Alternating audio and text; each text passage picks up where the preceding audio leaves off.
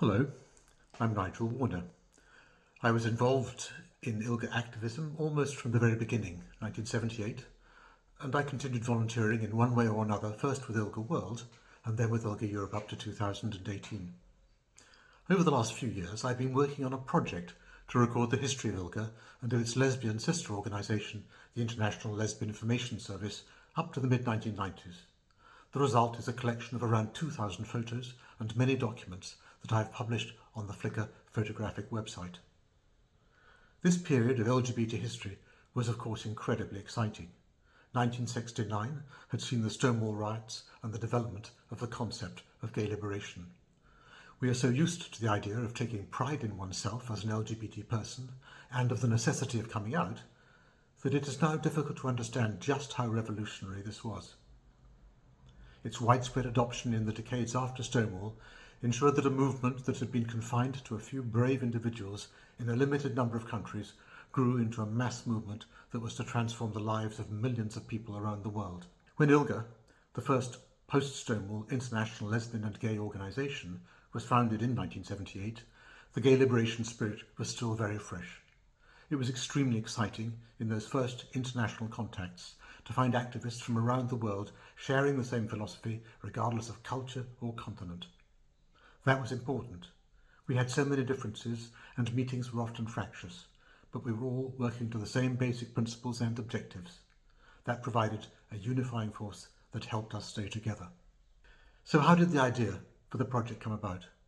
Well, I had already been organising my early ILGA papers for archiving.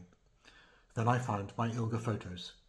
They brought back so many memories of people and events that they had to be preserved. But without context, they would be meaningless, and anyway, they only covered a limited number of ILGA events. So I appealed to all my old ILGA and ILIS contacts to share these photos. I had a tremendous response. 80 people from around the world did so, enabling me to cover almost every significant event in the early history of ILGA and ILIS. Many of them were also able to help me with detailed historical information or their own memories, and some helped me correcting my texts. So how have things changed for the international movement since those early days?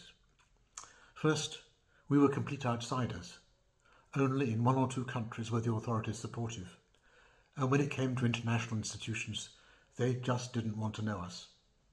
Second, financial support for international work was almost non-existent. The movement depended very largely on activists funding their own participation and was completely amateur. Increased access to funding has led to the professionalisation of much of the movement. Thirdly, international communication was slow, uncertain and expensive. The development of the internet and email in the mid-1990s has transformed the situation. Fourthly, trans rights have become an integral part of the movement.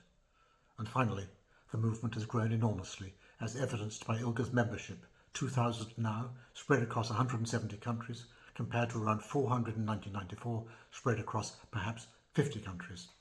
Now some closing thoughts.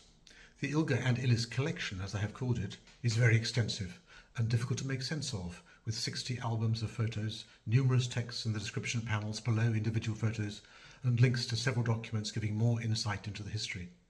So perhaps it will help if I close by pointing to some of my key moments from the collection. First, a rather scrappy photo of Jeff Dudgeon, one of ILGA's founders, in Strasbourg in 1981 for his historic case at the European Court of Human Rights. He successfully challenged the ban on sex between men in Northern Ireland, the world's first victory for LGBT human rights at an international court. Then, the first lesbian activism at the UN with ILIS at the 1985 Nairobi World Conference on Women, and 10 years later, the Lesbian Collective at the Beijing World Conference on Women. Next, at Vienna, 1989, the presence of Simon N'Kodi, the first internationally known African activist, recently acquitted of treason charges for his anti-apartheid work, and a truly remarkable individual. He'd spent 4 years in solitary, some of it in solitary confinement, in prison or in house arrest. Then the 1991 demonstration outside the former Soviet embassy in Berlin against that country's law criminalising homosexuality. And this was a key moment in ILGA's campaign to persuade former Soviet bloc countries to decriminalise as they applied to join the Council of Europe following the fall of the Iron Curtain. No fewer than 15 did decriminalise, a fantastic outcome made possible to a considerable extent by Jeff Dudgeon's Strasbourg victory 10 years earlier. Then also in 1991, the drama of the Mexico Conference, the first in Latin America, planned for Guadalajara but cancelled at the last moment under threat of violence, and then resurrected miraculously only a week later at Acapulco.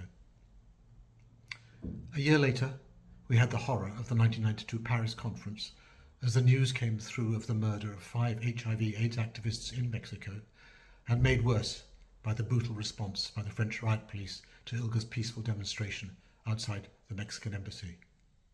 And lastly, on a more positive note, in 1995, the first ILGA conference in South America at Rio, which demonstrated so well the leverage which international support could bring to national progress, and which was also the first conference to bring trans rights into ILGA's work in a significant way.